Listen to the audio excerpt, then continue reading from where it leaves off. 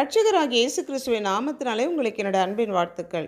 இன்றைய நாள் தியானத்துக்காக தெரிந்து கொள்ளப்பட்ட வேத வசனம் சங்கீதங்களின் புஸ்தகம் 12வது சங்கீதம் 6வது வசனம். கர்த்தருடைய சொற்கள் மண் குகையில் 7 தரம் உருக்கி புடமிடப்பட்ட வெள்ளிக்கோப்பான சுத்த சொற்களாக இருக்கிறது. கர்த்தருடைய சொற்கள் 7 தரம் உருக்கி புடமிடப்பட்ட வெள்ளிக்கோப்பாக இருக்கிறதுன்னு இந்த வசனத்தில் பார்க்குறோம்.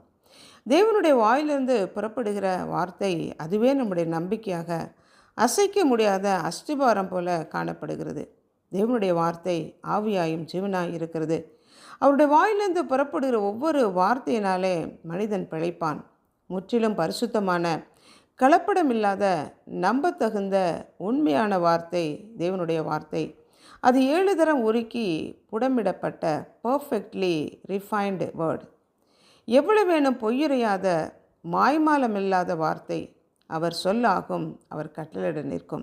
ஆனால் மனிதர்களுடைய வார்த்தைகளோ அவன் பொய் பேசுகிறான், சொன்ன சொல் தவறுகிறான், இச்சகம் பேசுகிறான், வார்த்தையினாலே மனிதர்களை காயப்படுத்துகிறான். ஆனால் தேவனுடைய வார்த்தை நம்மை ஆற்றி தேற்றி அரவணைக்கிற வார்த்தை.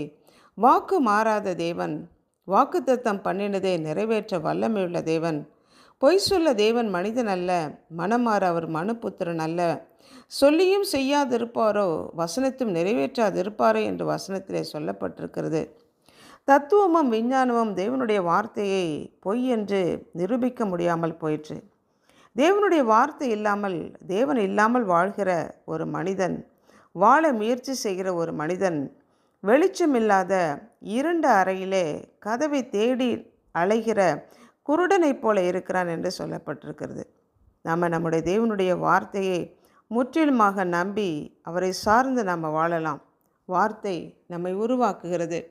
கர்த்தருடைய வார்த்தை நம்மை போதித்து நல்வழிப்படுத்துகிறது, எச்சரிக்கிறது, ஆற்றி தேற்றி அரவணைக்கிறது, துக்கத்தை சந்தோஷமாக மாற்றி நம்பிக்கை இழந்த மக்களுக்கு நம்பிக்கை கொடுக்கிற தேவனுடைய வார்த்தை.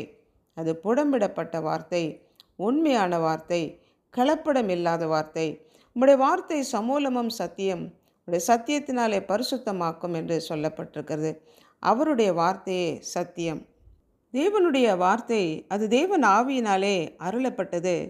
தேவனுடைய மனுஷன் தேறினவனாகவும் எந்த நற்கிரியும் செய்ய தகுதியுள்ளவனாக இருக்கும்படி அவைகள் உபதேசத்துக்கும் கடிந்து கொள்ளுதலுக்கும் சீர்திருத்தலுக்கும் நீதி படிப்பிக்குதலுக்கும் பிரயோஜனமாக இருக்கிறது. நம்முடைய பிரயோஜனத்துக்காகவே தேவனாகிய கர்த்தர் நமக்கு இந்த வார்த்தைகளை எழுதி வேதாகமத்தை நம்முடைய கையிலே கொடுத்திருக்கிறார்.